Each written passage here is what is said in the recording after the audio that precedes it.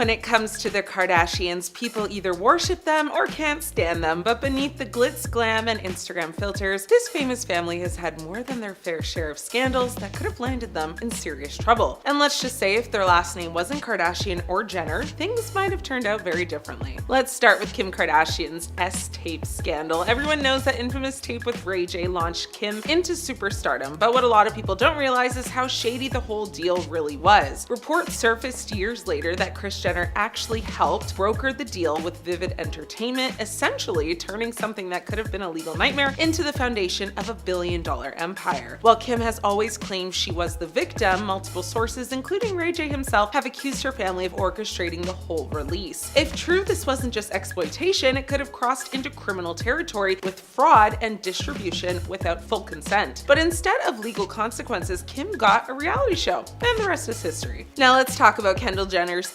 infamous Pepsi ad. Remember when Kendall stopped a protest by handing a police officer a Pepsi? Well, that commercial wasn't just tone deaf, it caused international outrage. But here's where the legal side comes in. The ad used imagery that mirrored the Black Lives Matter movement without consent or credit from activists, sparking accusations of exploitation. While not criminal in the traditional sense, this could have opened the door to lawsuits for misappropriation. Now, let's be real, if this was anyone else's family, Pepsi and Kendall would have been buried in legal hell. Instead, Kendall just pulled the ad and went back to walking the runway. And who could forget Kylie Jenner's billionaire scandal? Forbes famously crowned her the youngest self-made billionaire, only to retract the title and accuse her of forging tax documents and inflating the success of Kylie Cosmetics. We're talking about potential tax fraud here, something that sends regular people straight to jail. Forbes even accused the family of creating a web of lies, but instead of a court date, Kylie just lost the billionaire label and kept her luxury cars, mansions, and brand deals. Imagine faking documents to the IRS and just walking away with your empire intact. That's Kardashian privilege at its finest. Khloe Kardashian also isn't squeaky clean. Back in the early 2000s, she was arrested for a DUI and later violated her probation. Normally, a violation means jail time, but Khloe served only a few hours behind bars before being released due to overcrowding. Yeah, sure, for most people, a DUI violation means months locked up, but for Khloe, it turned into a dramatic episode on Keeping Up with the Kardashians and actually boosted the show's ratings. Her crime became content, and her punishment turned into a punchline. And then there's Kris Jenner, the mastermind herself. She's been accused of covering up scandals and using hush money to protect the family image. From bribing people to keep quiet about the Kim tape to allegations of workplace harassment from her former staff, Kris has danced on the edge of criminal allegations for years. Yet she's never faced serious charges. Instead, she turned the entire family into a business empire worth billions. In any other world, Kris would be the mob boss running an underground empire, but in Hollywood, she's just Momager of the Year. At the end of the day, the Kardashians have built their fortune not just on fashion and reality TV, but on scandals, shady deals, and legal loopholes that would have buried anyone else. They've turned potential crimes into cash, and instead of orange jumpsuits, they're walking red carpets. Kim Kardashian hoped that her sister Khloe would fall in love and marry someone great. The letter read, "I hope Khloe finds her happily ever after and falls madly in love with a really great guy because she really deserves it." Khloe had an off and on relationship with NBA star Tristan Thompson before they officially split in 2021, so it's safe to say that prediction didn't age well. A fan online said, "Why did the Khloe part make me sad?" While another echoed, "The Khloe part is hurtful." Another user even just said, "Sorry, Khloe." To give some background, Khloe and Tristan were first linked in 2016 after attending a party in Miami together. In 2018, they welcomed their first child, True Thompson. Tristan was then caught cheating on Khloe multiple times during her pregnancy. They split after it was revealed that he kissed Kylie Jenner's best friend Jordan Woods at a party. The pair then reconciled in 2020 and ended things in 2021. 6 months after they ended, it came to light that Tristan fathered a child with Marley Nichols while he and Khloe were actually still together. Just months later, in July 2022, Khloe revealed that the pair were expecting their second child, son Tatum,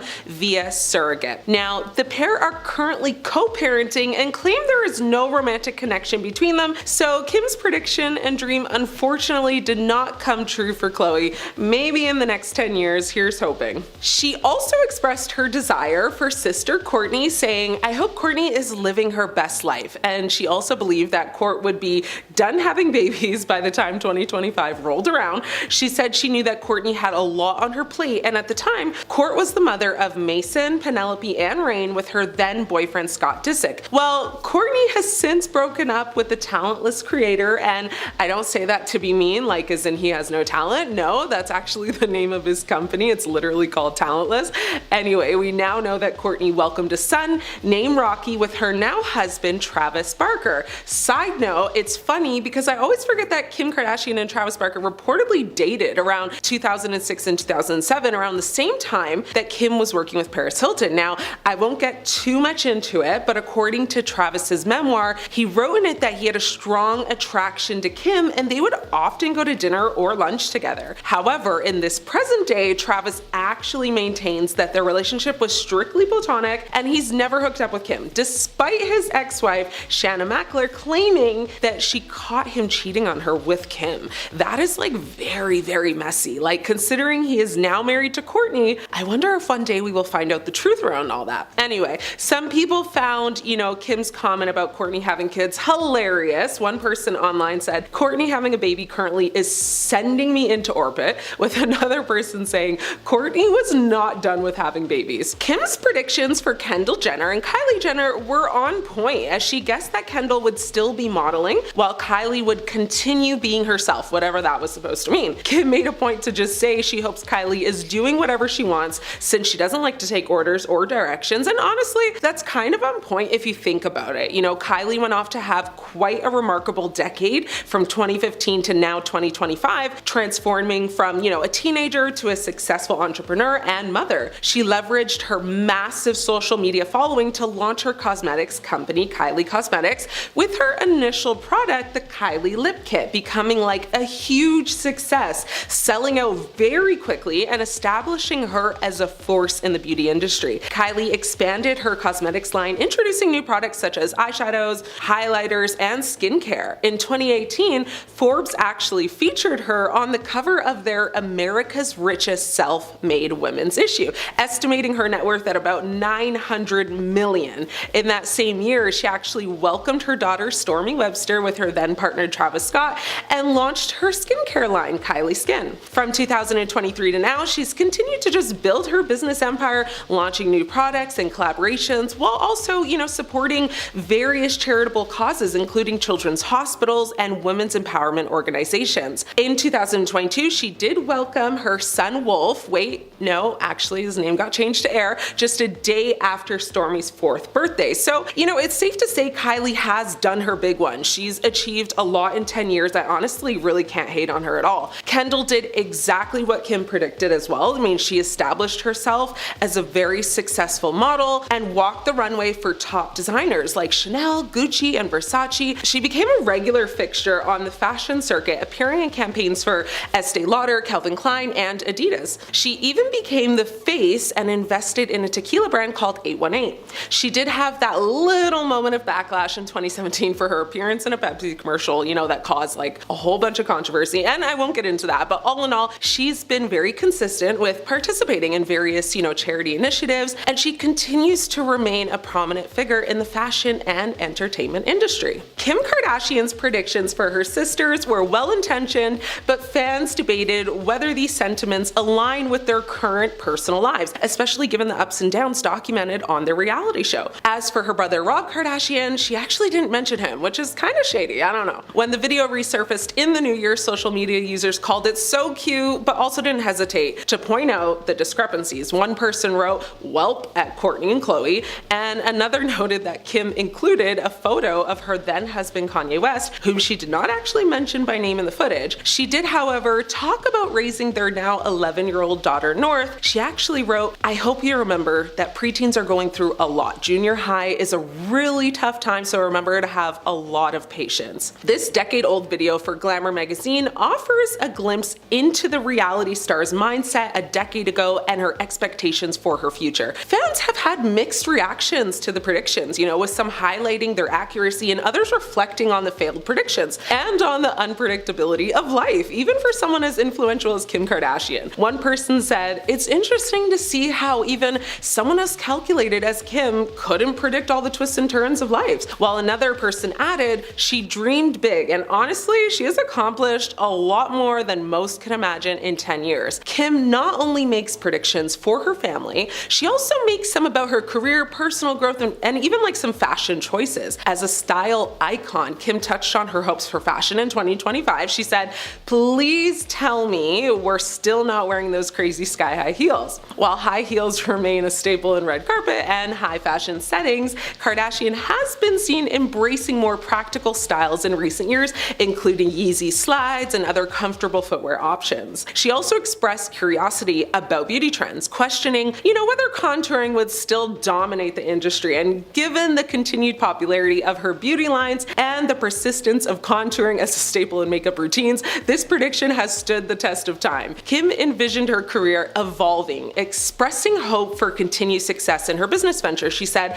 "I hope you are still running successful businesses and have at least one more baby." The mother of four has certainly surpassed this goal with her ventures like Skims, KKW Beauty, and her leap into law and criminal justice reform. However, the letter also highlights her hope to have fully embraced a more private lifestyle. She said to her future self, "Remember to always take a little time for yourself and to just slow down." She also imagined herself happily married and raising her children in a stable family environment. She even asked the question to herself, saying, "Are you still married to that perfect man?" Well, we all know how that one aged as she finalized her divorce from Kanye West in 2022. Dear Kim, when you read this, you'll be 10 years older in the year 2025. I hope this is where you are. That is actually how she began her 2025 prediction video, and at the time of filming it, Kim was actually pregnant with Saint, and she said to her future self, "When it comes to how you'll feel about your body, remember to be kind to yourself and enjoy how you look now, because you're not getting any younger." Aside from her hopes and dreams of contouring skills being, a thing in the makeup world and her business is flourishing,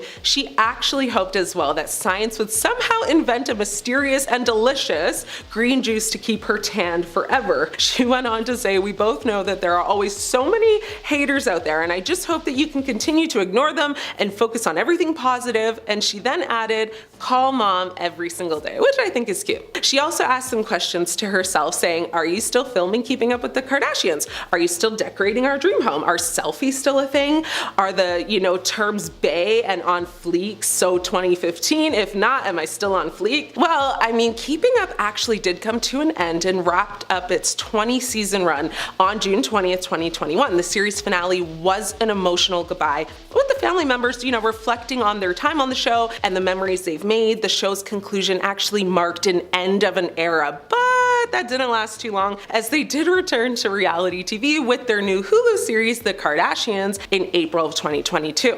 Kim also jokingly said to herself, "If you haven't broken the 100 billion mark on Instagram followers, I will be very disappointed in you." Womp womp. So while that prediction or dream didn't come true, you should know that she actually has a whopping 359 million followers, which is still a lot, and more than she had in 2015, which was around 42 million. So there's that. The time capsule video is absolutely going viral, and it's left many people wondering, what's next? Kardashians are very good friends with Diddy, and they've been connected to him for years. Now, starting off, there's one photo that was released of Diddy, Paris Hilton, and Kim Kardashian all together at one of Diddy's white parties.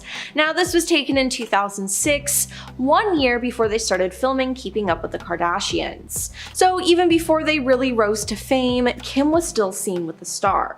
Why? Well, Kim worked for and was good friends with Paris Hilton. And Paris, being a young socialite who loved to party, was always at Diddy parties. In 2008, Paris even spoke out about attending Diddy's first ever party in 1998, saying it was iconic and everyone was there. So if Paris was there and Kim was chasing fame, then there's a connection there. Kim's then boyfriend Ray J was also really good friends with Diddy. We've all been around him, at least in my era, and have looked up to him. And this situation is super unfortunate, but it's important to learn a lesson right now and ensure that the next generation understands how to move differently with transparency and integrity, he continued. The artist said that although the previous generation of performers needs to be accountable for their behavior, I don't think this is a time to tear anybody down. We've never seen the stuff stuff that's being said and the stuff that people are finding out. Like, I've never been in rooms that people are talking about, and I never knew they existed, he said. But is that true? It seems like we won't know, but the fact that Kim is connected to all of this is shocking. Although Khloe can't remember exactly what she did for the star, she remembers being in the studio and running around. Now, in an episode of Keeping Up with the Kardashians, it was even revealed that she went on tour with Diddy when she was an intern, which is honestly just a little weird, and Khloe has been spotted at multiple Diddy parties since then. Now, there's also been another resurfaced clip from Keeping Up with the Kardashians from 2014, where Khloe tells Kourtney about attending one of these parties. In the clip, Khloe tells Kourtney that she was with a bunch of her friends, which includes Diddy, Quincy Brown, Justin Bieber, and French Montana. I haven't been to bed yet. I got on a plane at 5:30 a.m., she shared. Well, this party, I think half the people were butt naked. Kourtney was unfazed about the comments on partiers stripping down at the bash, and then turned to Khloe's friend to ask if she had met her sister's new crew of friends at the party. No, well, kind of, the friend replied, to which Khloe jumped in, snapping, "Stop talking." When her friend then tried defending herself, telling Khloe that she hadn't revealed anything, Khloe ordered her friend to stop talking. Now, 2 years after this, Khloe then invited Diddy to appear on her Cocktails with Khloe series, where she continuously praised the star. Well, I know you're known for the parties. When you think of a party or a good time, you think of Puff, she said.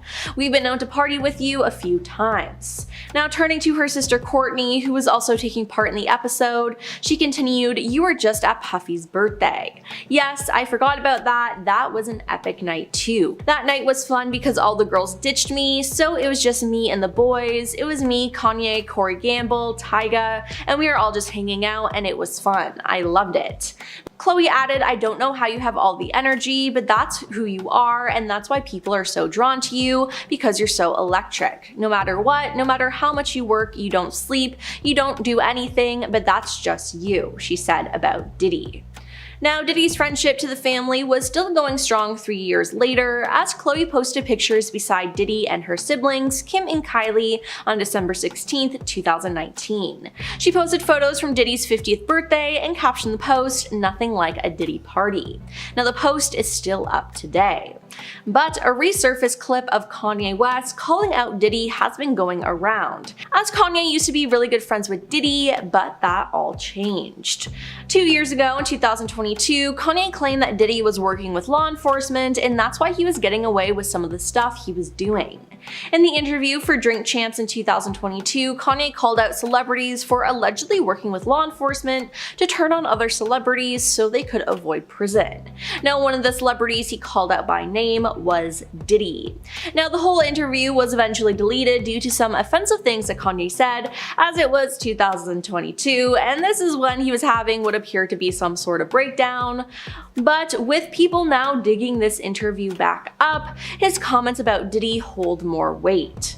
Kanye said that Diddy is making deals to keep himself out of trouble. "The reason you gotta talk is because you did a deal, you effing fed. That's why you've gotta come at me, because part of the deal for you to be able to do all that and get out of jail is that you promised you're gonna go pull my card," he said.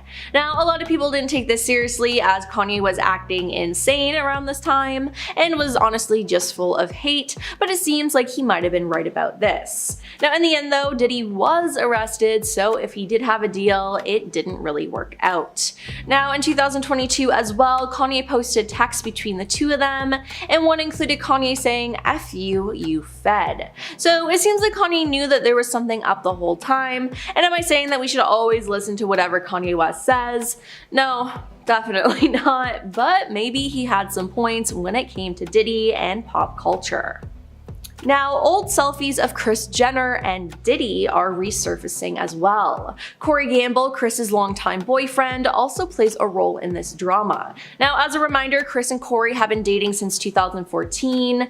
Now, people worry more about whether Kris is caught up in Diddy's drama and whether Corey is involved as well. In an episode of the Juicy Scoop podcast, which Newsweek reported, Spencer Pratt from The Hills discussed the drama, saying, "The new conspiracy theory on TikTok, which I'm sure will end this week because she'll pop up on Instagram, but Kris fled the country. No one has seen her since someone raided Diddy's house. Supposedly, she and Corey are on these tapes. This is all allegedly, it's what TikTok is saying. If they ban TikTok, where will we find all these stories? He said. However, since that podcast, Kris has participated in a handful of events and has also uploaded a handful of posts on Instagram, so who knows if it's true. A lot of people believe that Corey must have some knowledge of what was going on, claimed a source. The insider also noted that he totally denies these allegations. However, it's been said that Kris has already started to plan her family's rescue in case things get dirty for her daughters. It's all very ugly and very embarrassing, and Kris is scrambling to distance them from all of this and distract everyone, but that's going to be impossible if they get called to testify. Another source said all these years they bragged about partying with Diddy have of course got everyone assuming that they were somehow involved in these depraved freak-offs, the source said. They then asserted that the family had no idea the sorts of twisted things he was up to after hours. Now, chatting to In Touch magazine, the insider continued, now they suggested that Kris Jenner is presently scrambling to distance the family from all of this. In at number 10, Nick Lachey. Nick Lachey also exposed Kim for being a little too friendly with the paparazzi in order to get some publicity from him. The singer claims that Kim might have only been dating him for publicity. Apparently the pair only dated for about a week and some shady stuff went down. One time he said, let's just say this, we went to a movie, no one followed us there. Somehow, mysteriously, when we left, there were 30 photographers waiting outside. And I think from that story, it's very clear that Kim was tipping off the paparazzi, so there would be photos of them together. And if you didn't already know, unless someone is like incredibly famous, if they're a paparazzi when they are out, they definitely tipped off that paparazzi. And at number 9, Jon Hamm. The Mad Men star definitely has some choice words for the Kardashians, and based off what he said, it's clear he does not like the family and doesn't approve of how they rose to fame. With him telling LUK, whether it's Paris Hilton or Kim Kardashian or whoever, stupidity is certainly celebrated. Being an idiot is a valuable commodity in this culture because you're rewarded significantly. It's celebrated. It doesn't make sense to me. So clearly he doesn't like the reality TV stars whatsoever and doesn't like how our society praises socialites like Paris Hilton and the Kardashians. And like, I kinda get where he's going. Like, you know, he has some valid points. In at number 8, Kristin Cavallari. Kristin Cavallari has a very interesting relationship with the Kar Jenner clan. It all started when Kristin dated Brody Jenner, and through that relationship she also became friends with the Kardashians. But after Brody and Kristin broke up, there was tension between Kristin and Kourtney Kardashian. After Kourtney caught Scott out with Kristin while they were in an off period. And after that, Kristin called out the family for using that information as a publicity stunt to get viewers to their show. And allegedly after rumors broke that Kristin and Scott were having an affair, the Kardashians refused to deny it and instead waited to address it on their show, leaving Kristin looking like, you know, the bad, terrible other woman when it just wasn't even true. More than a little shady if you ask me. And at number 7, Barack Obama. Former President Barack Obama also couldn't hold his tongue when talking about the famous family. And it's definitely quite the compliment when the president is speaking about you. Or is it? The former president was talking about the changing dynamics of the American dream and how it's shifting with time, saying there was not that window into the lifestyles of the rich and famous. Kids weren't monitoring every day what Kim Kardashian was wearing or where Kanye West was going on vacation, and thinking that somehow was the mark of success. And ouch, here it's pretty obvious he was throwing some major shade their way. And he doesn't seem to like how they are now the standard for what success is. And apparently Kanye West did not like those comments and actually fired back at the president. But also, since Obama was a former president, you know, I trust his opinion and judgment way more than Kanye's. And at number 6, Kris Humphries. Kris Humphries was someone who probably challenged the Kardashian family the most and exposed secrets about them I'm sure they did not want out. Kim and Kris got married in one of the most lavish televised ceremonies ever, but famously after only 72 days, the couple split because Kim was having second thoughts. But based off how much content their reality shows got because of that relationship, then the breakup, Kris called Kim out for fraud, arguing that the whole relationship was just a publicity stunt. And their divorce was so messy it lasted 2 whole years before it was finalized. But during the massive trial, Kris exposed that a lot of the Kardashian show was scripted, and that the show purposefully made him look bad. Like when him and Scott threw a party in one episode while the girls were out of town, and they looked really horrible for going behind their backs when they told them not to have the party. The whole thing was actually just a huge sham, with Kim and Kourtney knowing about the party and acting like they didn't know for TV, in turn making Kris look like a terrible husband when it literally wasn't like that at all. Halfway number 5, Rebel Wilson. Rebel Wilson revealed on a radio show that she was presented an opportunity to present an award with Kendall and Kylie Jenner, but Wilson ended up turning it down, with her saying in the interview, "I got asked to present with Kendall and Kylie at the recent VMAs and said no. It's not that you hate any of them individually, but it's just that everything they stand for is against everything I stand for, and they're not famous for talent. I've worked really hard to get where I've gotten to." And even though a lot of people who dislike the Kardashians share the same sentiments, Oprah Winfrey actually came to their defense against Wilson, if you can believe it, with Oprah saying that she couldn't believe how hard the family works, referencing when she filmed the family for Oprah's show, with crews taping the family for 7 hours straight, and then they filmed more of their reality show after. So, as we all know, the Kardashian family really works very hard, even though it doesn't seem like they do too much. And at number 4, Bette Midler. After Kim uploaded her incredibly famous nude selfie where she covered her, nether regions with just like black bars, the internet went ablaze talking about it. One of the people that didn't hold their tongue was Bette Midler, who tweeted out, "Kim Kardashian tweeted a nude selfie today. If Kim wants us to see a part of her we've never seen, she's gonna have to swallow the camera." Which, come on, you have to admit, it's pretty hilarious. Like, even if you like the Kardashians, like, it's a good tweet. As a clapback, Kim tweeted out that it was past Bette's bedtime and that she was a fake friend. And Bette responded back, "Looks like anyone can take a selfie, but not everyone can take a joke." And then she lightened the tension by posting her own nude. When talking about the feud later, Bette had no hard feelings and said she takes Twitter pretty lightly and hoping that Kim did the same. Hopefully Kim wasn't actually too peeved about that. I mean, come on, it was clearly a joke. I don't know. And at number 3, Wendy Williams.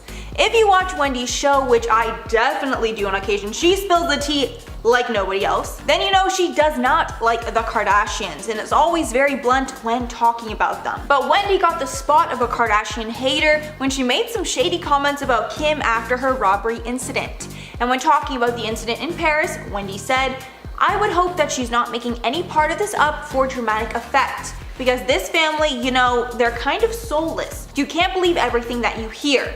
But this was very, very upsetting. And although I do not agree with Wendy at all that the Paris incident was a publicity stunt, a lot of people did feel that the incident could have been exaggerated by the family for views, with people citing numerous times in the past that this has happened with the family. And again, I do not agree, but I mean, she just brought it up as kind of a possibility, and obviously, she loves to shade them whenever she can. And at number 2, Blac Chyna. Blac Chyna is another Kardashian ex who was ousted from the family after her and Rob's relationship ended. And you know that whatever went down was bad, because the family is still nice to Tristan and not Chyna, even though Tristan is arguably way worse and embarrassed them so much more. The first of the feud was surrounding the fact that Kylie started dating Tyga, who was Chyna's ex.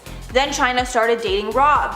And then the two got engaged and then pregnant very quickly. But after they had Dream, the whole thing fell apart and Chyna and the Kardashians were facing off on social media. Chyna even filed a lawsuit against the family, claiming that they stopped her show Rob and Chyna from getting a second season. A judge dismissed that case, but Chyna still shades the Kardashians whenever she can. And at number 1, Anna Wintour. This last one is something that I had no idea existed, but it's probably the shadiest one of all. So Vogue is one of the most prestigious magazines to be on the cover of, and Kim Kardashian and Kanye West were put on the cover in a very controversial move by the magazine's editor, Anna Wintour. When talking about the criticism, she noted that it would be a misstep to ignore the couple's influence, and she made the choice to lead and deal with the backlash rather than follow. And all of that praise to the couple is, all well and good, until she gives them quite a backhanded compliment, saying, "I think if we just remain deeply tasteful and just put deeply tasteful people on the cover, it would be a rather boring magazine. Nobody would talk about us."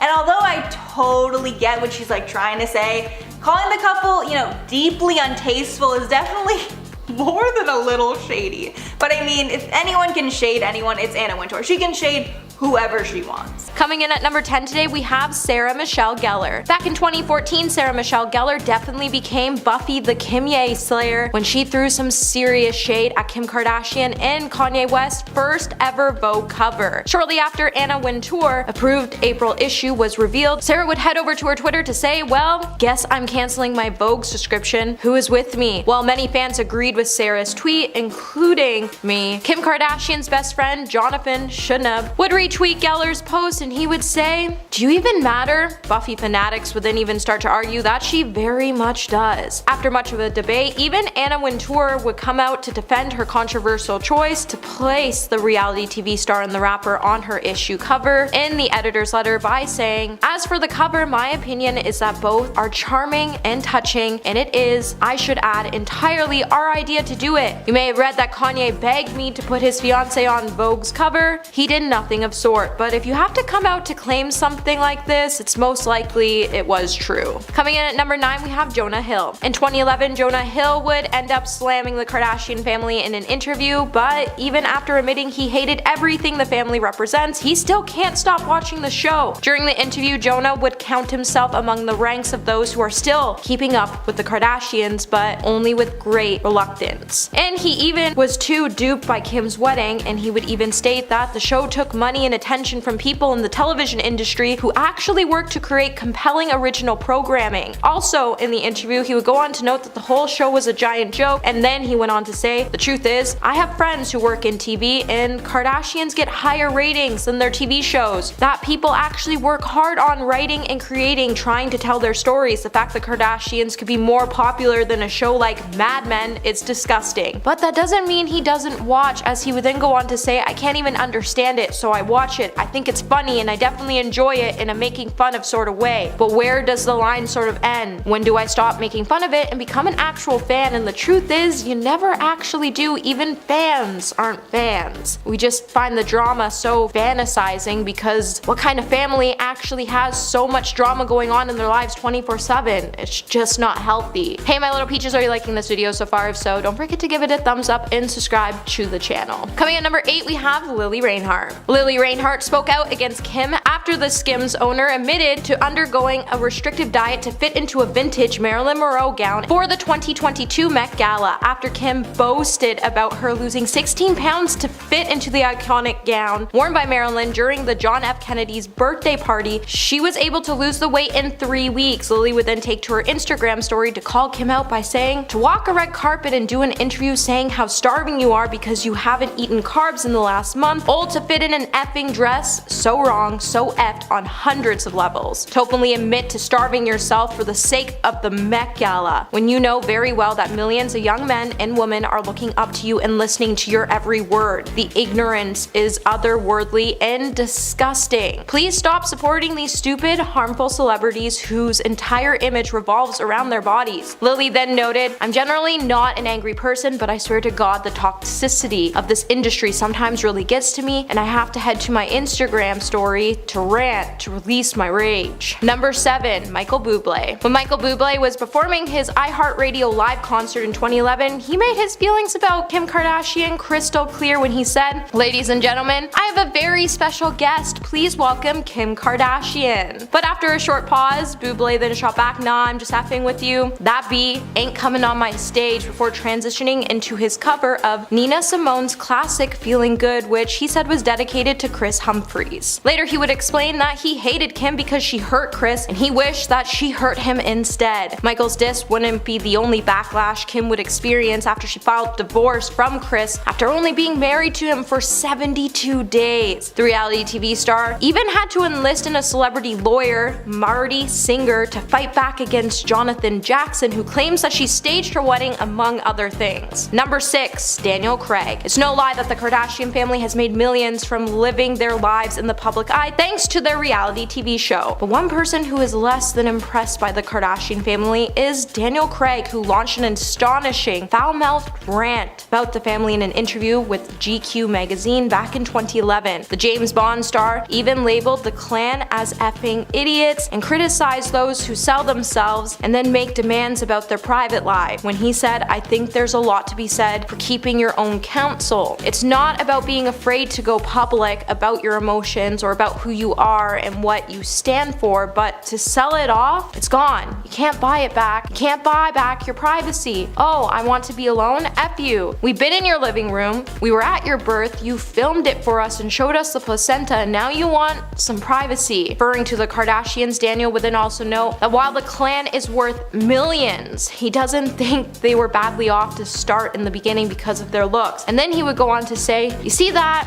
And you think what? You mean all I have to do is behave like an effing idiot on television and then you'll pay me millions? I'm not judging it. Well, I am obviously. So the moral of the story is, if you want to be famous one day, maybe take some notes." Number 5, we have Rebel Wilson. In 2015, Rebel Wilson would slam the Kardashian family's meteoric rise to fame in a candid live interview. In the interview, the Pitch Perfect actress said she was frustrated that she had to work so much harder to get to where she is and where she wanted to be, by saying, "It's not that I hate any of them individually, but it's just that everything they stand for is against everything I stand for, and they're not famous for talent. I worked really hard to get to where I've gotten to." Rebel didn't even want to be on the stage with the family's 2 youngest siblings at the 2015 MTV Music Video Awards, when she said, "I got asked to present with Kendall and Kylie at the latest VMAs, but I said no, I'd rather do it myself." She then went on to compare Kim Kardashian to her own acting experience by saying, "They aren't really about talent. I mean, how Kim got famous was from an X tape, and I went to acting school and worked really hard." Number 4, Reese Witherspoon. In 2011, America's sweetheart Reese Witherspoon was really ready to talk some trash when she went on a rant against certain breed of celebrities when she was at the MTV Movie Awards. When accepting a Generation Award from Robert Pattinson, the actress railed at the celebrities in vain of the Kardashians and Paris Hilton and other celebrities when she said, "I get it, girls, that it's cool to be a bad girl, but it's possible to make it in Hollywood without doing reality shows." While a dig was definitely made towards Kim Kardashian and Paris Hilton specifically, Reese would also go on to say, "When I came up in business, if you made an X tape, you were embarrassed and you hid it under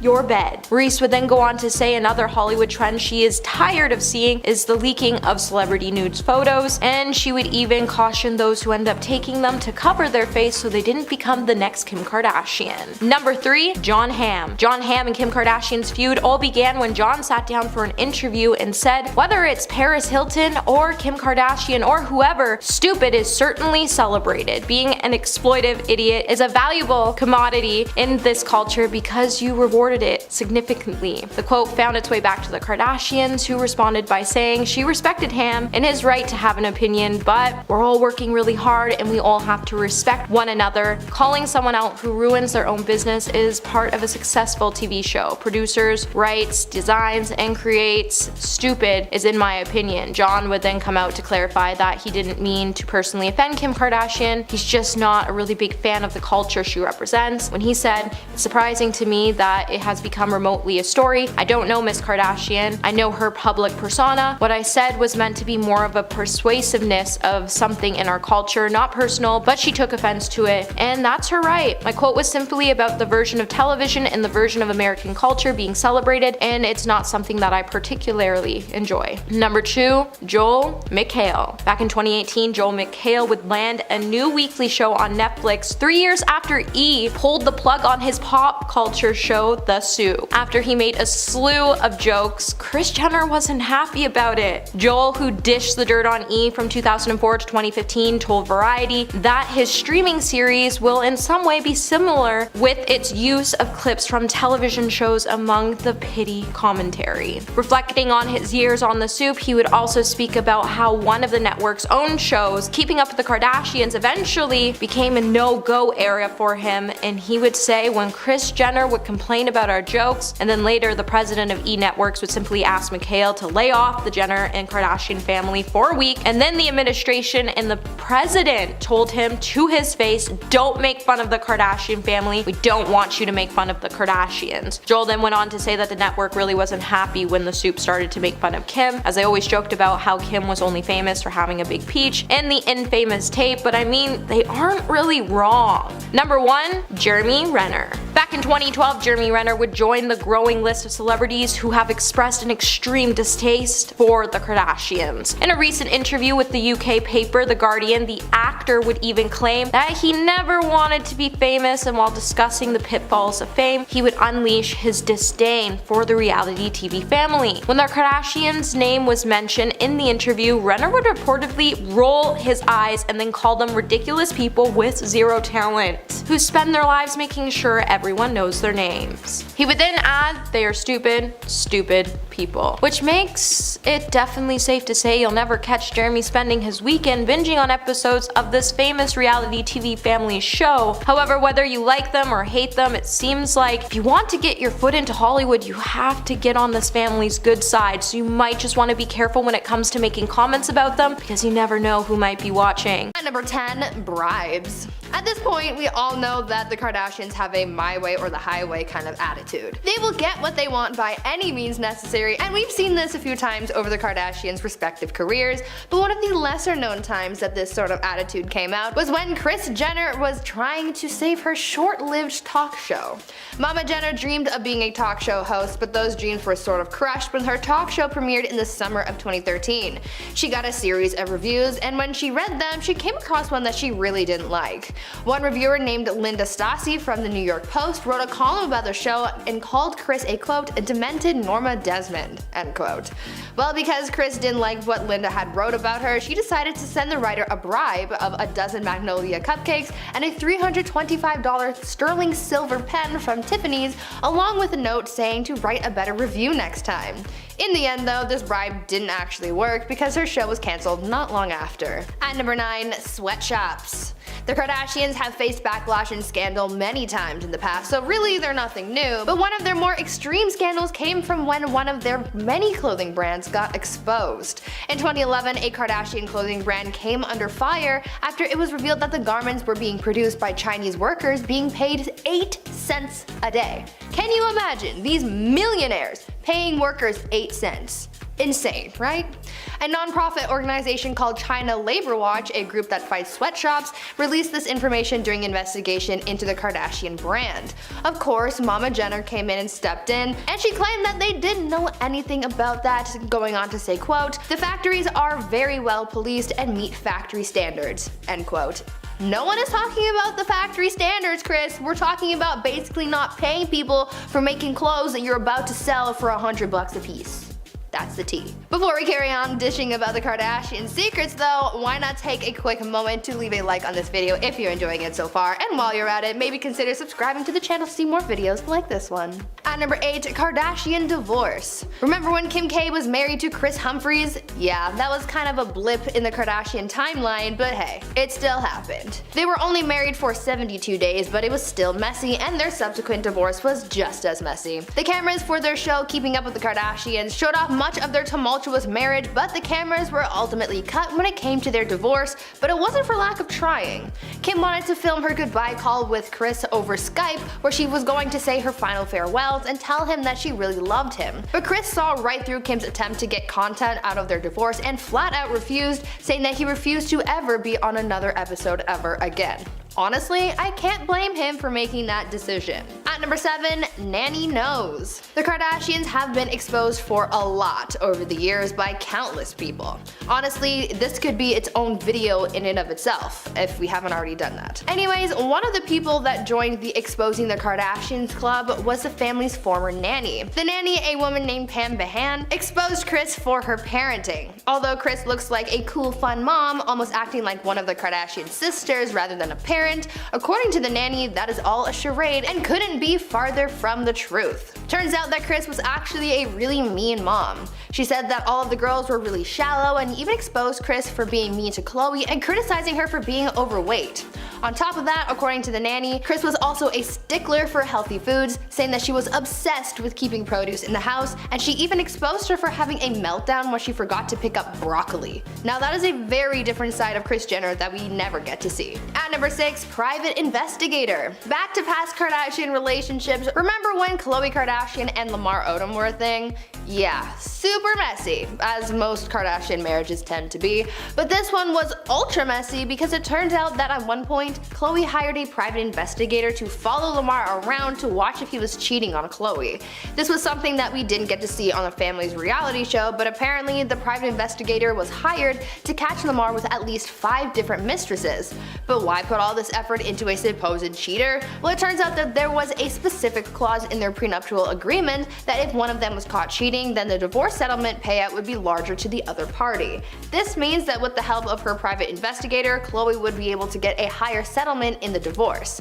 The things people do for money. At number 5, who started the show? The family's reality show, Keeping Up with the Kardashians, has been on air for so long that it almost feels like it has been on TV forever. Obviously, it wasn't actually on TV since like the beginning of time, but it was certainly a staple in a lot of people's homes.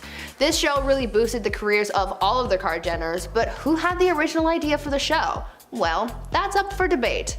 According to Caitlyn Jenner, she wrote in her book that she was the one who came up with the initial idea for the reality show, not Kris, as many were led to believe. In the memoir, Caitlyn wrote that she told Kris about her idea for the show, saying, quote, "The house is awash in puberty and adolescence and young adulthood, and 2 parents with very different styles. It seems to me something is there for television." End quote. She then goes on to say that Kris then claimed to have come up with the idea for the show and then took it upon herself to pitch the show to Ryan Seacrest, and the rest is history. Talk about starting things off on a sour note. At number 4, always perfect. Kylie and Kendall Jenner are the babies of the Kar Jenner clan, and they were pretty young when they started to rise to fame. Because the cameras were always on them, and because they were starting to gain notoriety on their own, their mom Kris decided that they needed to look perfect at all times to make themselves and the family look better in the eyes of the media.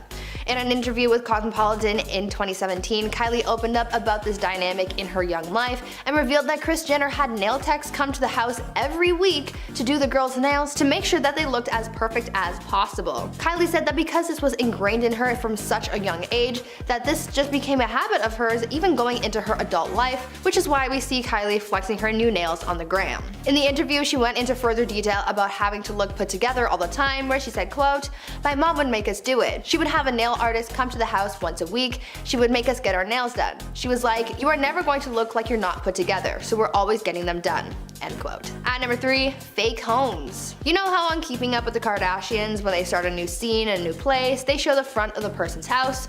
Well, it turns out that's kind of a lie. The houses that they show in the reality show aren't actually the Kardashians' real houses. In the beginning, they used to show the front of the Kardashians' houses, but soon it became a safety issue as it made it easy for people to find them. Kim opened up about why they decided to use fake houses instead of their real exteriors, saying, quote, "My old home in Beverly Hills was really my home, and I would get people showing up at all hours ringing my gate, and I had to call the police on several occasions. People hopping the gate and scaring me. It was so unsafe. The Hollywood Star Tours would stop by too because they recognized my home from our show.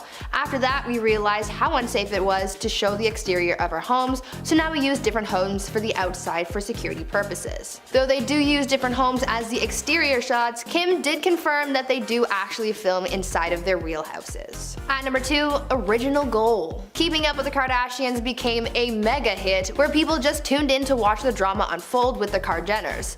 I would be lying if I said that this show wasn't secretly my guilty pleasure. It's just so chaotic and I love it. But it turns out that the original purpose for the show wasn't just to simply keep up with the Kardashians. They had ulterior motives. According to Mama Kris Jenner, the original purpose for the show was to bring attention to the Kardashians' clothing stores Dash and Smoosh. Their store Dash became the focal point for their reality show spin-offs like Kourtney and Khloe Take Miami and Dash Dolls. During an interview with Variety in 2015, Kim shared how they wanted to use the show to grow their business, saying, quote, "When the opportunity for our TV show came about, I wanted to do it to bring attention to our stores. I was thinking this might not last very long, but will grow a great business and expand online. I thought it would be great press. I didn't think it would turn into what it turned into." End quote. Their stores ended up closing in 2018, but at that point they had so many other things going on and the show wasn't even boosting their business anymore, so really, who cares?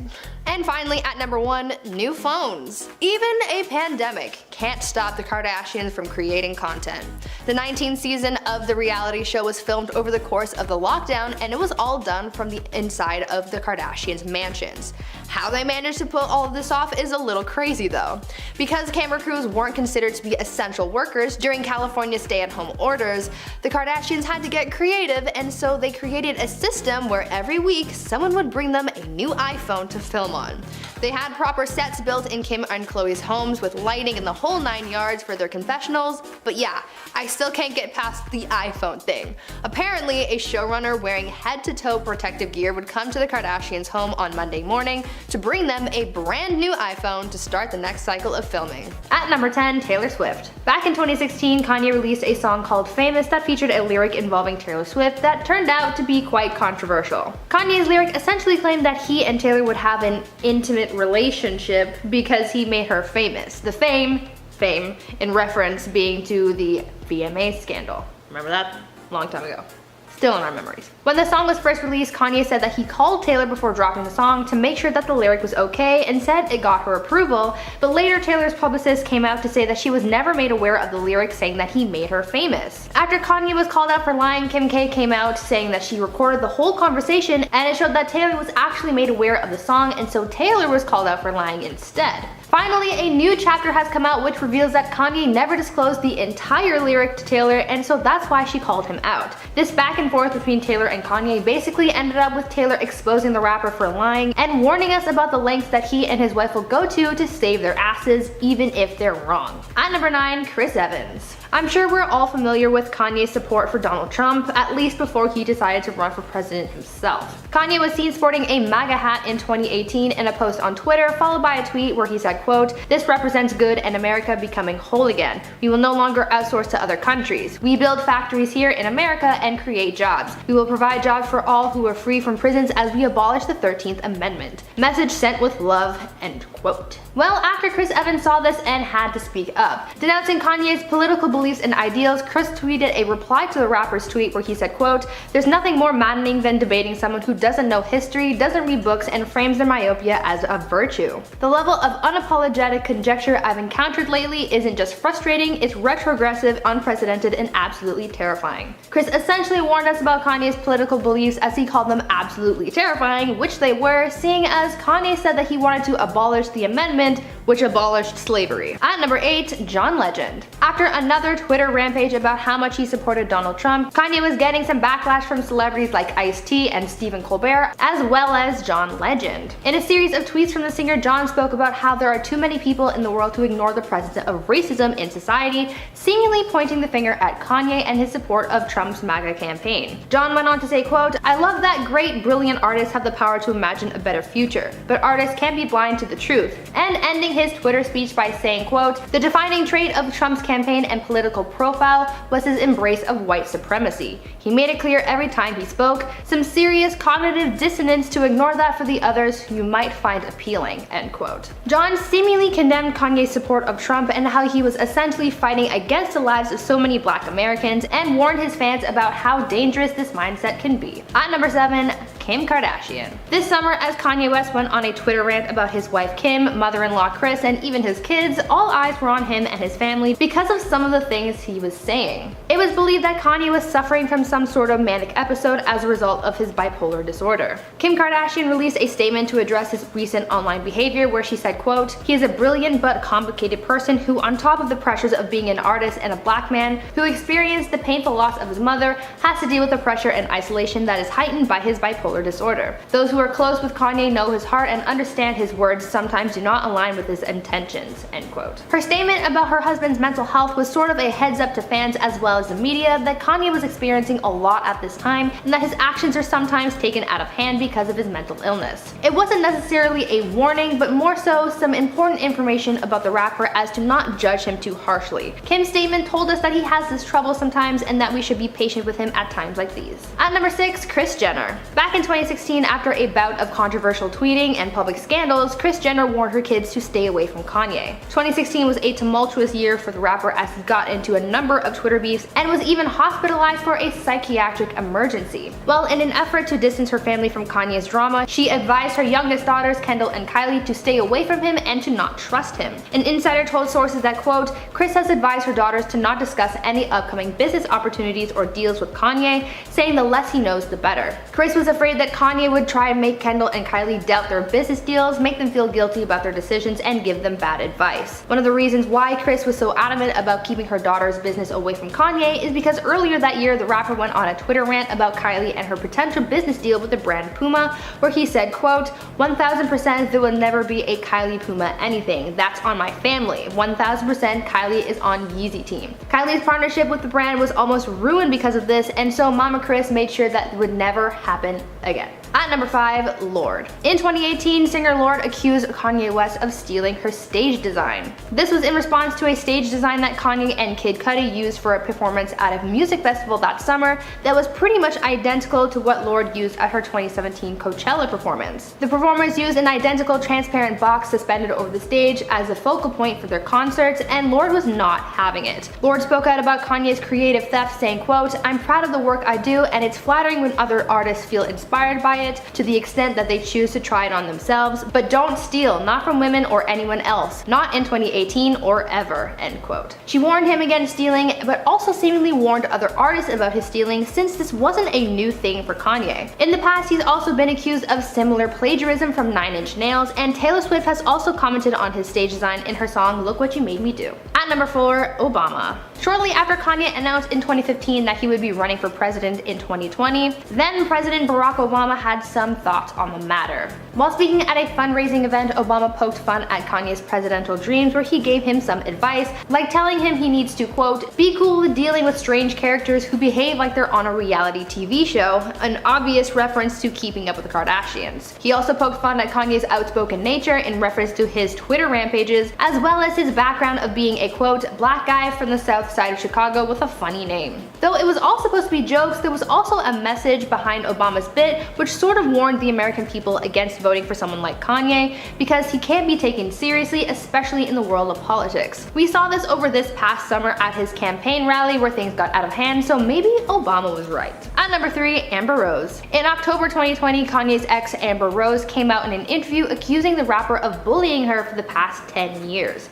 She spoke out about her experience dating Kanye for 2 years, calling him a narcissist, and talking about how he's been speaking badly about her publicly for the past decade. She warned others about getting too close to the rapper, saying that unlike her, he has no compassion and attacks people. Going on to reference how he said he needed 30 showers after being with her, she called him out on that, inferring that this was not his mindset back when they were together, and saying that he, quote, says things to make his wife more comfortable. The interview sort of pulls back the curtains on their relationship and shows how Amber has been dealing with it since they broke up in 2010. The fact that even though they've been apart for 10 years, she still gets bullied by him shows that Kanye has a mean side, and by coming forward about this, she's warning other people about getting too cozy with Kanye. Knowing this, it will be interesting to see what Kim might say after they get divorced. At number 2, Drake. In 2018, Drake called Kanye out for backstabbing and betraying his trust, and he warned others about Kanye's schemes to use others for his own gain. In an interview, Drake spoke out about his beef with Kanye and how Kanye leaked some of his personal information, as well as being used by Kanye to make his album. Drake said that Kanye invited him to Wyoming, where he convinced Drake to tell him some stuff about one of his upcoming albums. They bonded, and Kanye gave Drake the song Lift Yourself, which he later released himself. Drake also told Kanye about his then secret son, Adonis. When rapper Pusha T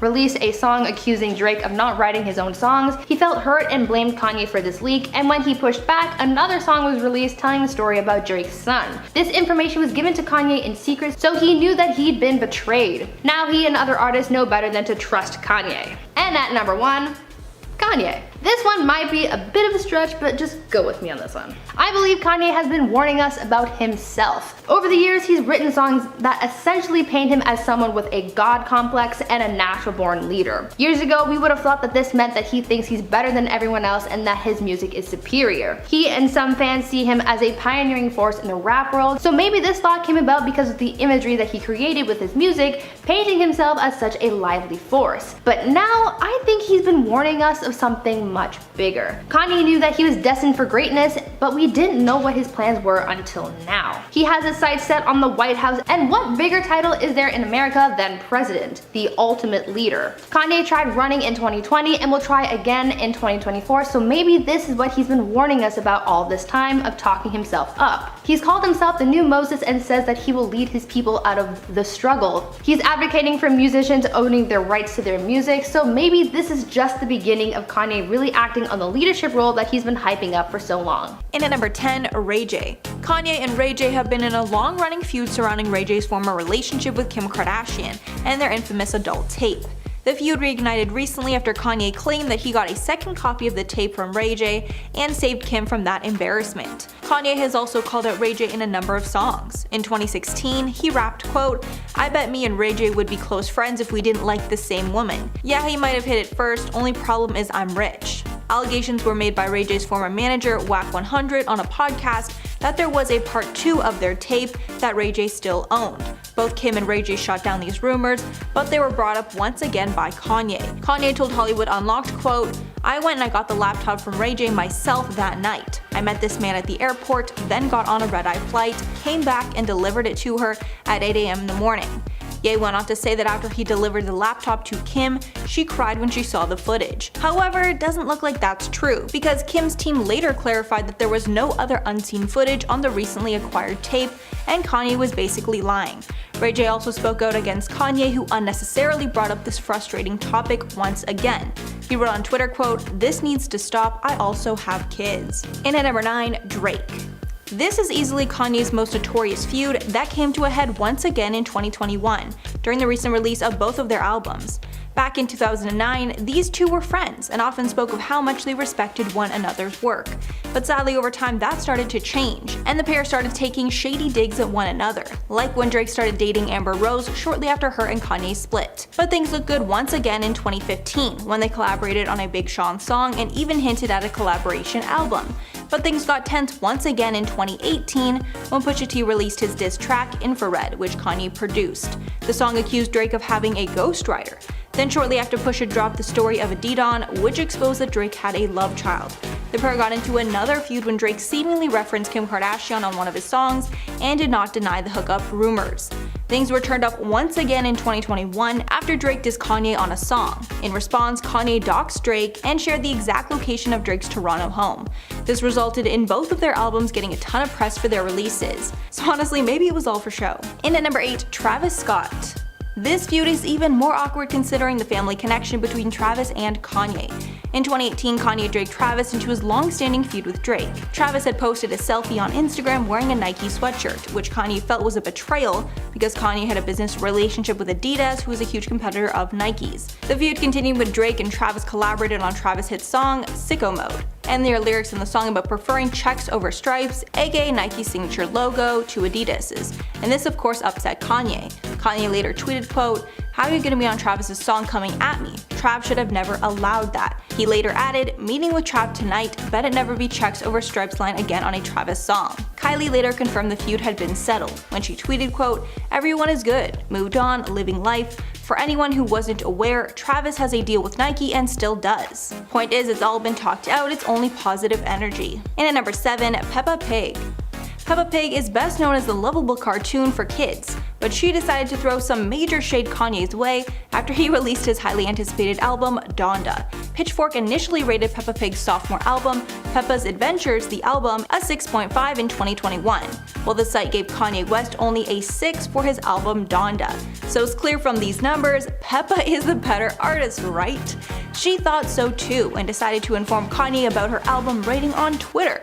Peppa's team wrote, quote, "Peppa didn't need to host listening parties in Mercedes-Benz Stadium to get that .5, showing pictures comparing both of their Pitchfork scores. The internet was set ablaze by this tweet, and everyone could not believe that Peppa would call out Kanye like that. Shockingly, Kanye did not respond to this callout, even though he responds to almost everything said about him. Honestly, I'm not sure how he would even respond to those cold hard facts. And at number 6, Jay-Z. This feud is really sad because beforehand, Kanye and Jay-Z were incredibly close and would even consider themselves to be family. But after Kanye had one too many outbursts, Jay felt it was best for him to no longer have Kanye in his life. Some tension between the two developed when Jay-Z did not attend Kanye's wedding to Kim Kardashian. Then during his Pablo tour, Kanye lashed out at Jay-Z on stage. He said, quote, "Don't call me after the robbery and say, how are you feeling? You wanna know how I'm feeling? Come by the house. Bring the kids by the house like we're brothers, let's sit down." Jay-Z clapped back on album 444, where he rapped, quote, "I know people backstab you, I feel bad too, but this F everybody attitude ain't natural. But you ain't the same, this ain't kumbaya, but you got hurt because you did kumbaya. You gave him 20 million without blinking. He gave you 20 minutes on stage, F was he thinking." Exposing that he gave Kanye $20 million when he was broke. Halfway number 5, Taylor Swift. We all know about the epic feud between Taylor and Kanye that has only gotten worse with time. It all started on September 13th of 2009 at the VMAs. Taylor went up to accept her award when Kanye ran up on stage, stole the mic, and said, quote, "Yo Taylor, I'm really happy for you, I'ma let you finish, but Beyonce had one of the best videos of all time." This horrible decision led to the decade-long feud. The next day, Kanye apologized, but then later rescinded this apology, claiming he'd been forced into this apology. After a few years of no drama, the pair seemed to be friendly again. But that all changed when Kanye dropped his Life of Pablo. In the song Famous, Kanye referenced Taylor, saying they might still sleep together and calling her the B-word. Amid public outcry, Kanye's wife, Kim Kardashian, posted videos of Taylor and Kanye discussing the song, with the latter sounding like she approved it. After a year of disappearance in August of 2017, Taylor responded with the track Look What You Made Me Do. The pair's fans still fight over who was wrong in this situation, but it's clear this feud will never be resolved. And at number 4, Amber Rose. The public feud that Kanye had with his ex, Amber Rose, has to be the messiest because a lot of family secrets were exposed. It all started in 2008 when the couple started seeing each other. The pair were together for 2 years before splitting in 2010. Tensions really started brewing when she dated Wiz Khalifa right after, and they ended up getting married. After they split, Tyga started dating Kylie Jenner, which means nothing until you learn that China and Amber Rose are best friends. So Amber was involved in the feud with the Kar-Jenner family. Then Kanye went on The Breakfast Club and said about Amber Rose, quote, "It's very hard for a woman to be with a man who's dated Amber," and apparently he had to take 30 showers before he got with Kim. Kanye also discussed Tyga's relationship with Kylie and said he thought Tyga got in early and that Tyga was smart. Amber responded by tweeting the craziest thing I've ever seen, quote, "Aw, Kanye West, are you mad I'm not playing around in your anymore? Hashtag fingers in the." So very, very messy stuff. Later, Amber admitted that she regretted those tweets. And at number 3, Pete Davidson. Since Kim has started publicly dating Pete Davidson following her divorce from Kanye, Kanye's latest target is Pete, because it's clear that Kanye wants Kim back and Pete is now standing in the way. In a track released last week by West and The Game, Ye rapped, quote, "God save me from that crash just so I can beat Pete Davidson's referring to his 2002 car crash. Kanye also trashed Kim during an interview, saying, quote, "How you gonna bring me to SNL then kiss the dude you're dating right in front of me?" But apparently Pete is not worried over the threats and thinks they are hilarious. A source said, quote, "Pete thinks it's totally hilarious. Not just that, he thinks the whole tabloid drama with him, West, and Kardashian is hilarious. He loves it." Apparently the newfound feud with Kanye has even brought Pete and Kim closer together. Pete also just confirmed that Kim is his girlfriend. And at number 2, 50 Cent. Yet another rapper Kanye has feuded with was 50 Cent. It started back in 2007 when Kanye changed the release date of his upcoming album to be the exact same as 50 Cent's, Very Shady. Originally it was supposed to drop on September 18th, but Kanye moved it up 1 week to be on the 11th. Graduation sold close to 1 million units and easily beat out 50 Cent, who only sold 691,000 copies.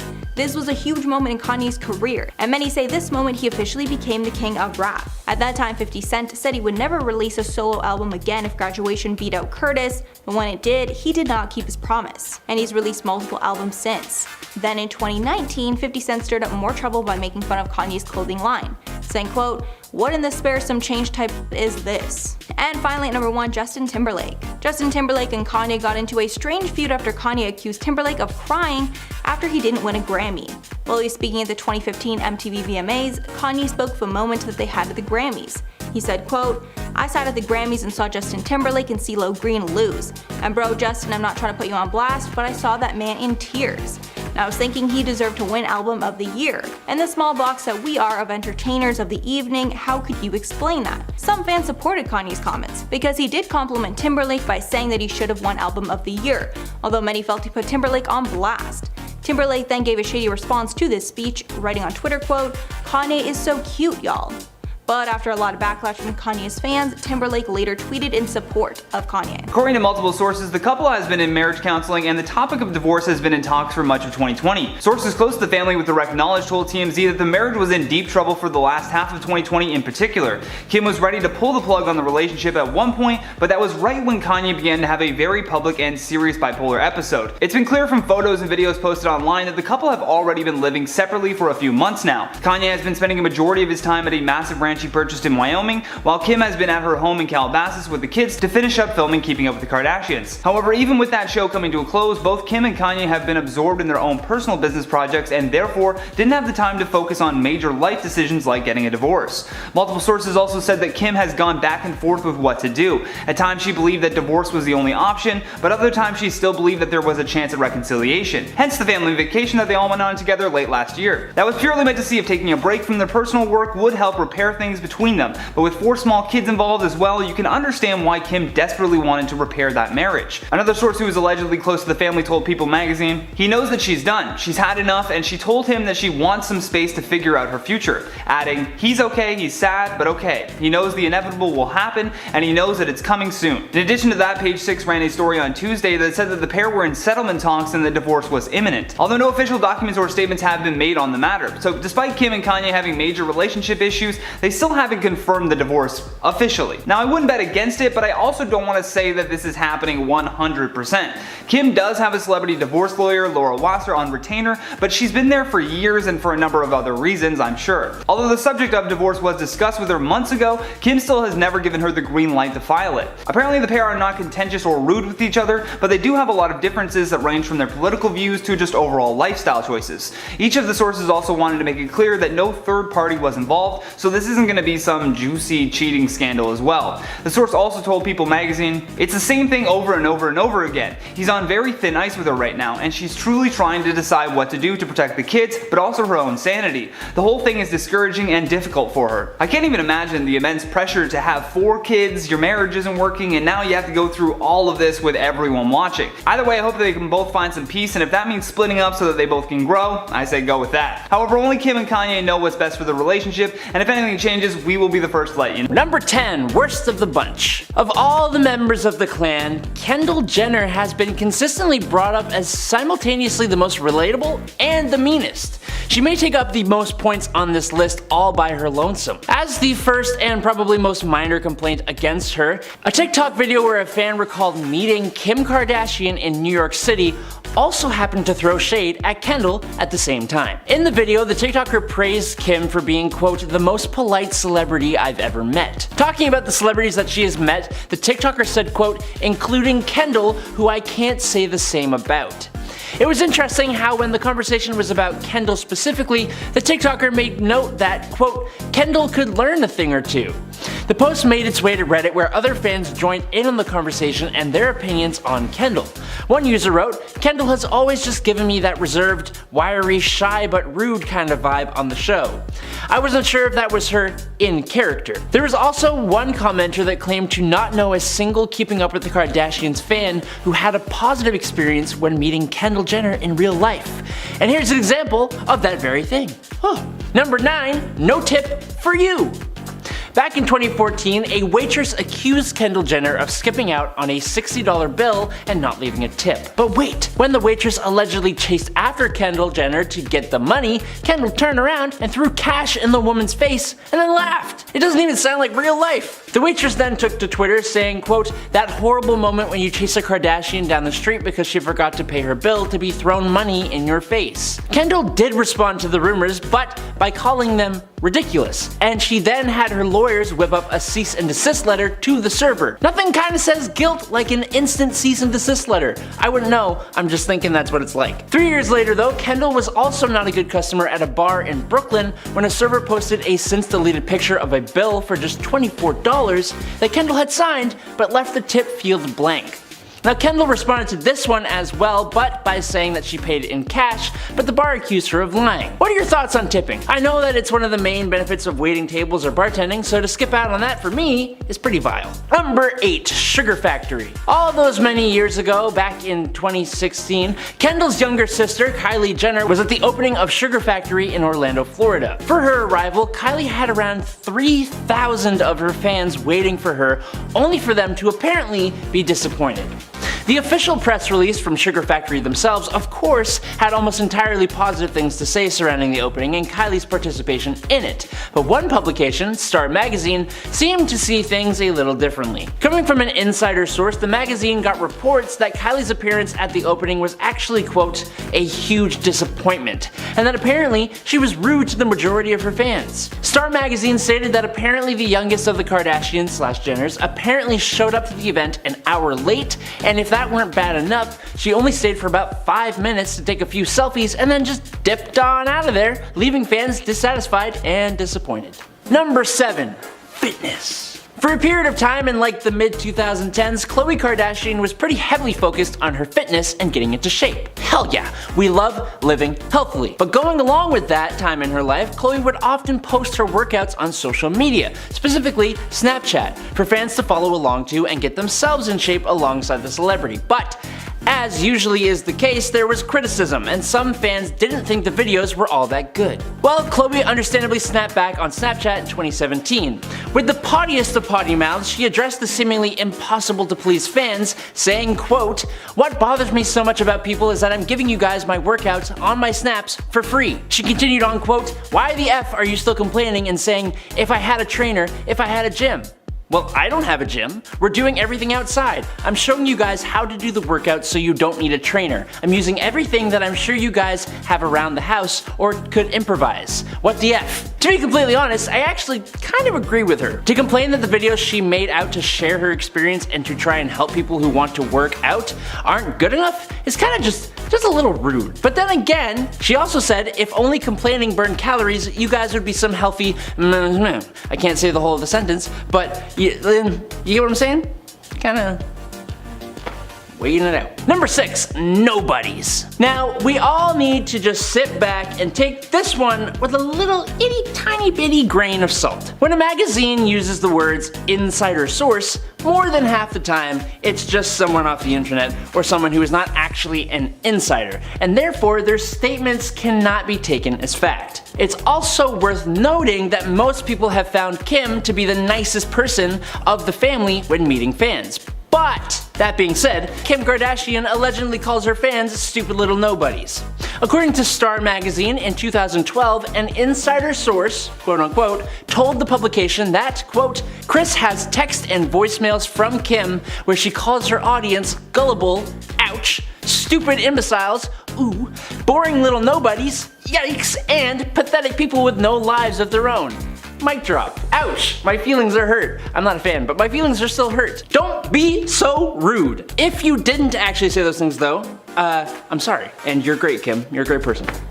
Number 5. Well then, I'm sure that most of us can agree that social media, but specifically Twitter, is a cesspool of meme lords, trolls, and keyboard warriors. You will never find a more wretched hive of scum and villainy. Twitter is like a breeding ground for hot takes, upsetting political stances, taking shots at famous people who would never normally give you the time of day, and apparently wannabe sports commentators. Those very same sport fans found a way to both comment on the state of the Cleveland Cavaliers and take shots at Khloe Kardashian in one swift move. One Twitter user tweeted, presumably as a joke, quote, Cavs haven't been playing too well since Khloe Kardashian. Just saying. That's because Khloe had been in a toxic as hell relationship with Tristan Thompson, who was playing for the Cleveland Cavaliers. For the record though, it was Tristan that was the toxic one, but in defense of her boo and the team he plays for, Khloe decided to clap back, and in her well-worded rebuttal, Khloe tweeted, quote, they are number 1 in their conference, but thanks for sucking my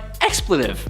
Hard enough to think I have that much power. Lick on my expletive while you're at it. I think we can all agree Khloe is truly a wizard of words. A true poet, I think. Very nice.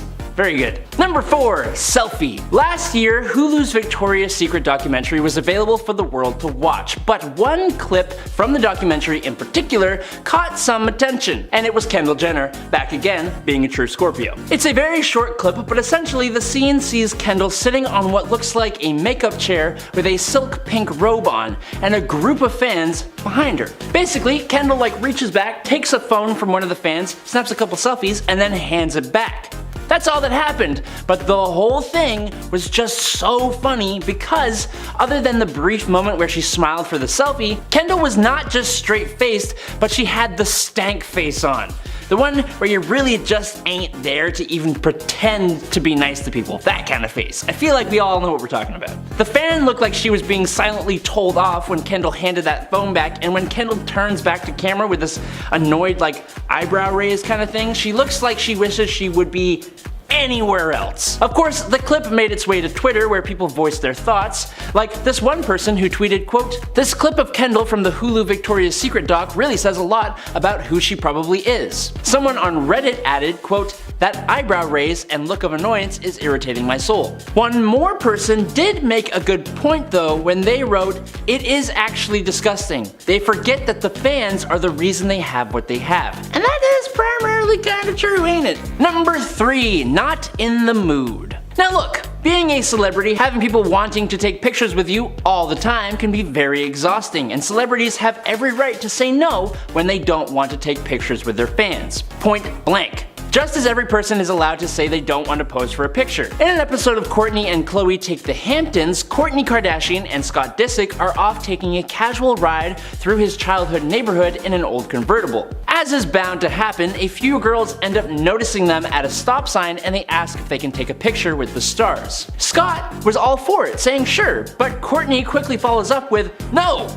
And they continued on with their drive through memory lane. Now Scott apologized to the fans saying, "Alright, sorry," she said no, as they drove off, and Scott is like, "That's not very nice," and she explains she simply didn't want to get out of the car and that she's, quote, "not in the mood for a pic." Honestly, fair, she doesn't have to be, but I think she could have maybe been just a wee bit nicer about it.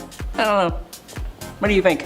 Number 2, best spot in the shade. Ever been asked to move so a celeb can take a photo shoot where you were comfortably chillin'? Well, a TikToker by the name of Lizudel called out Kim Kardashian for allegedly booting her out of this really chill area at Revolve Festival that was right by a lake with really nice grass, some decent shade, and it had a fire pit. It was a good spot to get, but it was also a great spot for a photo shoot, and that's exactly what Kim wanted it for. The caption in the clip says, quote, "Right before Kim K kicked us out of this shady chill spot at Revolve," with the caption accompanying the clips reading, "Much love to your photo shoot," which is kind of passive aggressive, so obviously the TikToker was a little peeved about it, but to be completely fair, reactions in the comments were pretty mixed. Some folks agreed and thought that it was messed up for Kim Kardashian to ask anyone to move, but others made a good point. Kim was promoting the brand Revolve that were running the festival in the first place, so these fans reasoned that it's fair that Kim gets to choose where she wants the photos taken. One comment read, quote, "Well duh, they invited influencers. Nobody knows who you are. They're gonna make you move." And that actually seemed to make a little bit of sense to a lot of people and to me as well, to be perfectly honest, but at the same time, when an area is available publicly for everyone, being expected to move so that Kim Kardashian can take a photo, it kinda sucks. Number 1, even at the airport. We gotta end the list with Kendall Jenner yet again. I'm so sorry. There are just so many more instances of Kendall being less than great with people as there are for any of the other Kardashians. As part of an ongoing series, a former LAX employee has been taking to TikTok, ranking her experiences with some of the many celebrities she's crossed paths with during her years working at the airport. Kendall Jenner was one of those celebrities, and the TikTok did not paint her in a great picture. The former employee described her interactions with Kendall saying, quote, "Every time she flew out, she was not really friendly to anybody and just walked around really arrogant." Then she slapped Kendall with a 2 out of 10 rating. 2 is pretty good, right? It's 1 more than 1 and 2 more than 0, so I'd say that's something. This TikTok pretty heavily reminds me of the first and second point on this list. I promise I don't have anything against Kendall, she just seems to be the one who consistently gets called out for being a little unsavory with employees and general people. While it's possible these are just instances of negative experiences staffers had with Kendall, the consistency of the bad experiences, coupled with all that we have seen from Kendall and everyone else, doesn't paint a great picture of her or anyone's character. Number 10. Kim's nannies. Kim Kardashian is arguably one of the most famous of the Kardashian sisters, and it would also seem she's the busiest. For example, Kim has 4 kids, a skincare line, her Skims brand, she's attending law school, co-founded an equity team, and even recently hopped on the podcast train. In addition to filming her new reality show on Hulu. You may be asking yourself, how does one woman do all of that by herself? Well, she pays people to do it for her, duh. She has multiple assistants and nannies to help her stay above the overwhelming workload, but has been known to treat them as lesser than herself. For instance, on several occasions, Kim and her daughter North would go to lunch, accompanied by a nanny. But Kim would always make her nanny sit at a separate table far away from them when they were in restaurants. But she is known to make her nannies also walk at least like 10 feet away from her at all times. Unless she has multiple nannies with her at once, then she likes to make them stand in like a V formation because it looks cool apparently. If they walk near her or attempt to try and walk side by side, she blows up at them behind closed doors. And needless to say, she has had many nannies over the year and has probably made a lot of them cry at least once. Number 9. Kourtney in general. While Kim may not be the best boss in the world, it's Kourtney who is known as the absolute worst boss of all time. According to former nannies, Kourtney was by far the worst Kardashian to work for. Not only is she a neat freak, needing every single thing to be exactly where it should be, but she's also known for being surprisingly cheap, even once calling a grocery store while she was shopping to compare the prices of a chicken breast. Because, if anyone needs that extra 99 cents, it's Kourtney. But this isn't the worst thing she's done. At one time, Kourtney's daughter had bitten a nanny so hard that she had to quit. But instead of letting it go and taking responsibility for not teaching her daughter how to act properly, she actually berated the nanny and told her that she should have said something to her daughter in the moment. Cause yes, blame the woman that you're paying to raise your child instead of the child itself, who's probably got some kind of an abandonment issue.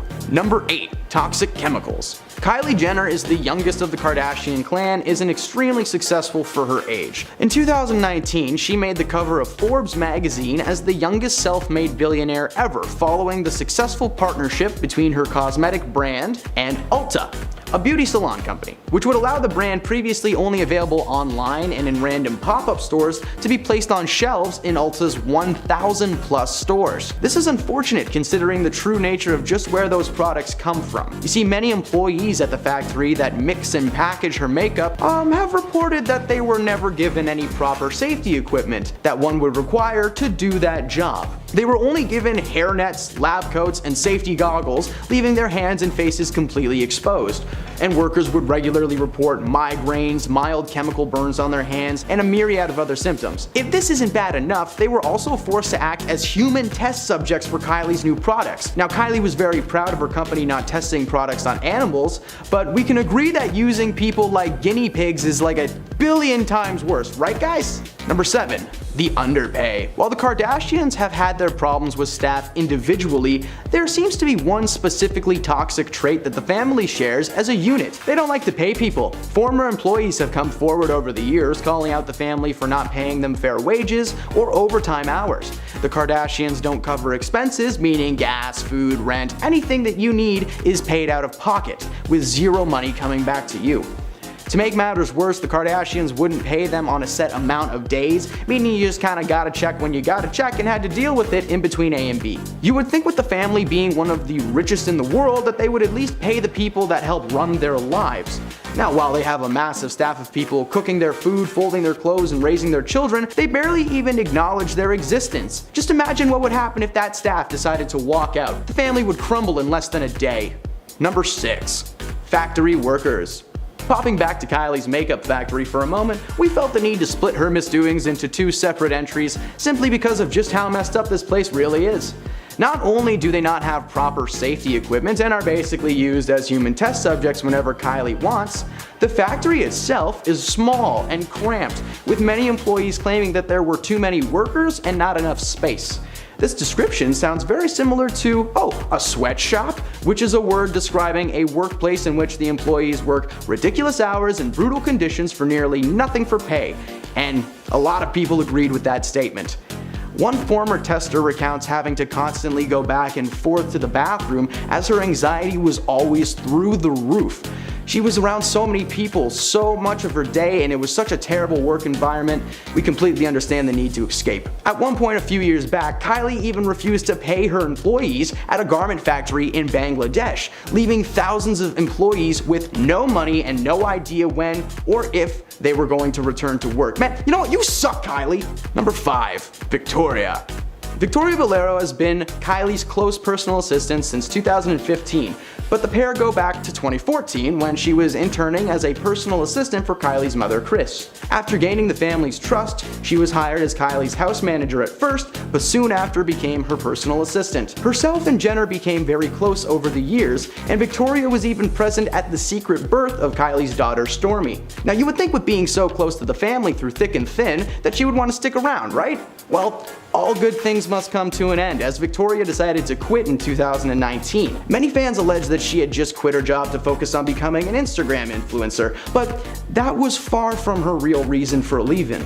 Being in that family means seeing a lot of stuff and doing a lot of stuff, and Victoria was basically in charge of scheduling Kylie's life, booking appointments, meetings, massages, all of this stressful enough, basically being a 24/7 gig, but the job was also very degrading, with Kylie having Victoria even pull out a stool once and set it up outside so that Kylie could get out of her car smoother. I think anyone in their right mind would want to get out of that job as quickly as possible.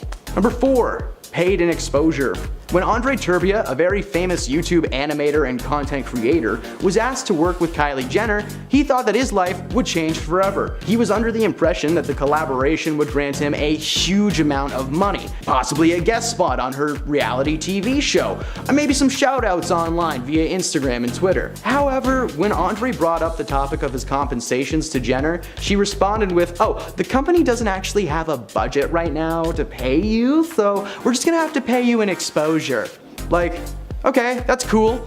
You can't cook exposure in a frying pan and eat it for dinner though, and I'm pretty sure it's not currency accepted at any gas stations or banks that I know of. And of course, by exposure, she meant that Andre's name was going to be printed as small as possible underneath her content. Andre did what anyone in their right mind would do in that situation and refused to work with her, telling her to take her exposure and shove it where the sun don't shine. Number 3, GoFundMe. In March 2021, Kylie, oh look, she's back again, shared an Instagram post asking for prayers for one of her makeup artist named Samuel Rhoda. The post redirected fans to a GoFundMe page where they were asking to donate money for covering his medical bills for an upcoming surgery. That's right, the woman made a feature on Forbes' top 60 self-made women and was asking her fans to give over the goods. So why would she not just use some of her billions of dollars to cover the bills herself? Well, she went online to claim that her and Sam didn't actually know each other personally, but she had worked with him a few years ago and thought that he was a sweetheart. Supposedly, her current makeup artist had shared a post about Samuel's accident, which included a link to a GoFundMe campaign created by his family. She went on to let fans know that she herself donated like $5,000. Okay, sure, that's a ton of money for us, but for Jenner, that's like $5. So something tells me the surgery is going to be a little bit more than that. This is just another instance proving that Kylie is the absolute worst. Number 2, Forbes flub. Oh, I'm sorry, was that not enough proof for you that Kylie sucks? Well, hey, here you go.